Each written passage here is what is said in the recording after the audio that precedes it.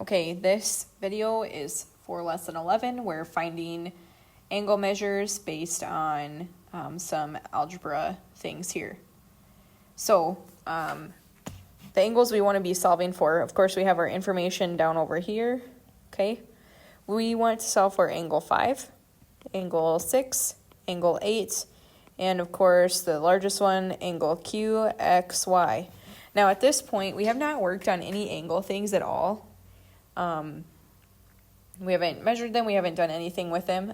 So you might remember some of this from, I don't know, probably 8th grade math or 7th grade, 6th grade, somewhere in there. So most of you haven't seen this since then. Of course, you wouldn't have seen this in algebra. Anyway, so we need to remember a few things, some terms about angles. So bisect means cut something in half. Remember we talked about this the first day of this unit, our first unit of like real geometry things after our review unit of algebra. So this first piece of information we have here says ray XW bisects angle QXZ. All right, so angle QXZ is angles 5 and 6 put together over here, and XW, ray XW bisects it. So that means that angle 5 is congruent to angle 6. Now this is how we mark our angles congruent. At this point, I'm not sure if I've taught that to you yet or not, depending on what day you look at this video. But we know that angles 5 and 6 are the same. I'm going to write my equal signs in here. And of course, just like on my segment video, I'm going to write a little note to myself over here. Angle 5 is congruent to angle 6. This helps us in setting up some equations. So now looking down here, we can set angle 5, angle 6 equal to each other since the angle measures are the same. Now, before I do that, congruent angle measures, it's kind of like congruent segment lengths. So our angle measures are exactly going to be the same. Remember, congruent and equal aren't the same, because congruent is talking about a measurement, whereas equal is just talking about two things. So I would say, I don't know, like 5 is equal to 5, right? But I'm not going to say that angle 5 is equal to angle 6. They're congruent. Okay, but our measures are equal. So we can say that 2x plus 18 equals 5x minus 21. Now you may see something like this where you have a quadratic in there, and I'm hoping to do another example. I know some of these videos get a little long, but if you hang in there with me, fast forward if you want to see a quadratic example, there will be one at the end of this video too. Okay, moving forward here, we need to add 21 over, subtract 2x. So 5x minus 2x is 3x, and 18 plus 21 is 39. Divide by 3, x equals 13. All right, I maybe didn't write down a place to put that. We'll just stick that right down here so we don't forget. X equals 13. Now we can plug this value in, say to, I don't know, let's do angle 5 first since that's our first one. 2 times 13 is 26, plus 18 is going to give us 44, I believe. Okay, plug it into angle 6 next. 13 times 5. To do that quick, 65 minus 21. 65 minus 21, I believe that's 44 also. Does that make sense to say that? Well, yes, because remember, angle 5 is congruent to angle 6. Okay, you wouldn't have even had to plug 13 in for angle 6. I know some of us just go down the list. Make sure you're checking back. What do we know? What are we looking for here? Okay, remember what's equal, what's congruent. It makes your life a little bit easier. You have less room for error in that. Now angle 8, 3 times 13 is 39, minus 9 is 30. Okay, now I forgot something over here, something very important that we don't need necessarily with our segments, but we do have to have on our angles. Remember, an angle measure is marked with degrees. Make sure we get our units on there. As we move forward in geometry, all of your degrees have to be marked. Otherwise, of course, we are going to be losing some points on test assignments, things like that. Make sure you're writing those in there. Okay, now angle QXY, that's our big angle over here, this whole thing. 44 plus 44 plus 30, so that's 88 plus 30. It's going to give us 118 degrees. And that is the size of our angle. So sit tight just a second, and I will get you an example for with a quadratic in it. Okay, this is our example with a quadratic in it. So again, we have our information over here. XW, our ray, XW bisects angle QXZ. So that's the same as our last example. We're going to mark those 5 and 6 are congruent and write a little note to ourselves over here. Angle 5 is congruent to angle 6. All right. This time we have some different information. We know that QXY is 105 degrees. Angle 6 is x squared plus 15. Angle 8 is x plus 20. We don't know anything about angle 5 except, remember, what did we just write down? Right there. Angle 5 is congruent to angle 6. So I'll let you think about this a second. How are we going to set this equation up here? All right. QXY is our total amount. So we're going to end this with 105 equals 105 over here. When you're doing your equations, I won't make you write your degrees in there.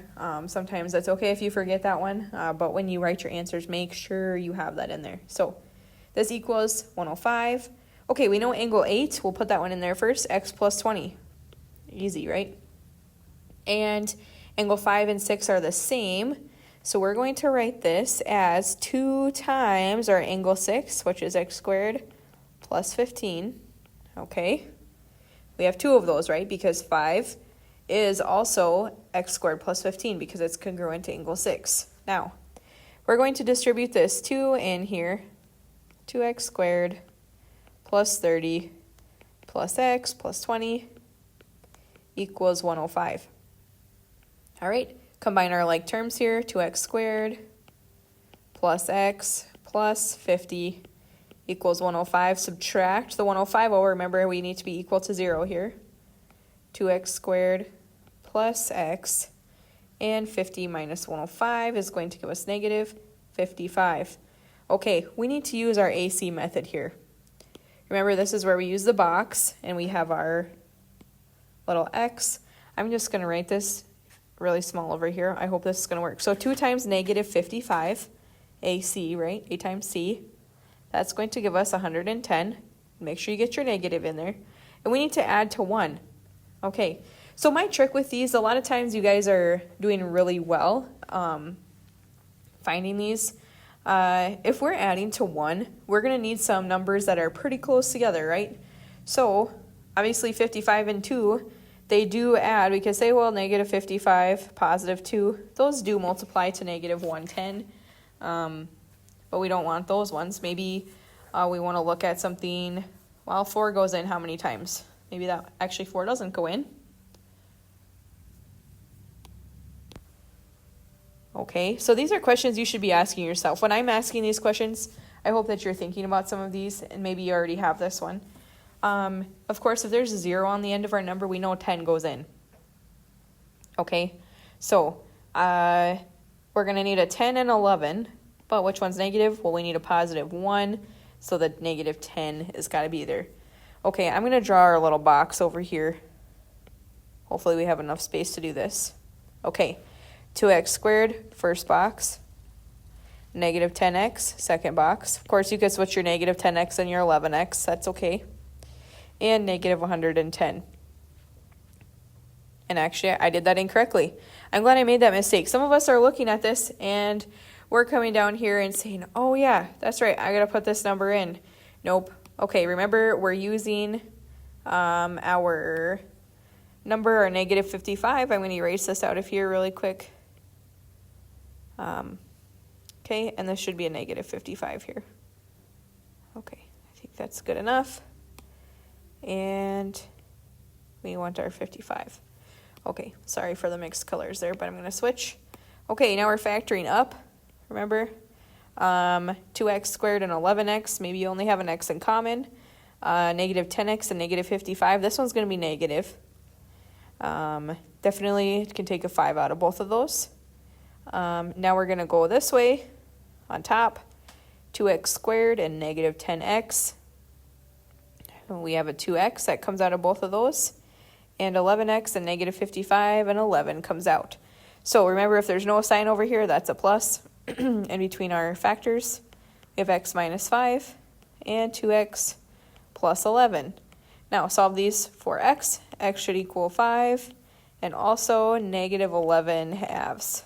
Okay. Now remember, if we have a negative number in our answer here, we need to make sure that we're going to get some positive numbers back out. You might be tempted only to use this 5, but we do need to use both of those if they work. So I'm going to write our x's over here. X equals 5, negative 11 halves. All right, let's plug this in. So for angle 5, that's the same as angle 6. So for angle 6, with an x equals 5, we're going to plug that in. X squared is going to be 5 squared, 25, plus 15 is 40. So angle 6 is 40 degrees. Angle 5 is also 40 degrees since they are congruent. And angle 8 should be 25 degrees. Okay, let's see if negative 11 halves works. Okay, negative 11 halves plus 20. Well, negative 11 halves is like negative 5.5. So I think that's going to give us probably 14.5 for angle 8. 14.5 degrees. Some of you are going to be writing this as a fraction. That's good. Most of the time we see our degrees with decimals in there. I know I keep saying fraction, fraction, fraction. That's where we want to be, but we'll see how that goes. Okay, now this is getting kind of crazy with we have to square our negative 11 halves. So I'm going to write this over here. Angle 6 is going to be negative 11 halves squared plus 15. Well, good thing is squaring makes our negative a positive. We're going to end up with 121 over 4 plus 15. Now, because I know the answer to this, I'm going to say, well, we don't really need to find this, but we'll go ahead and find it anyway. Negative, well, let's see, we're not negative. 4 goes into 120 30 times, so this is like 30 and 1/4 plus 15 is going to give us 45.5. Oh, excuse me, I said 1/4, so it should be 0.25. Okay, 45.25 degrees. Now we want to make sure this checks, right? Because we've got this over here in angle QXY is 105 degrees. If we just do a quick check of our math with our answers here, 40 plus 40 plus 25, okay, that's 105, so we're good there. 45.25 plus 45.25, that looks like 90.5. Plus 14.5, okay, that's going to give us 105 also. Okay, so that is how we do, we're finding angle measures using algebra.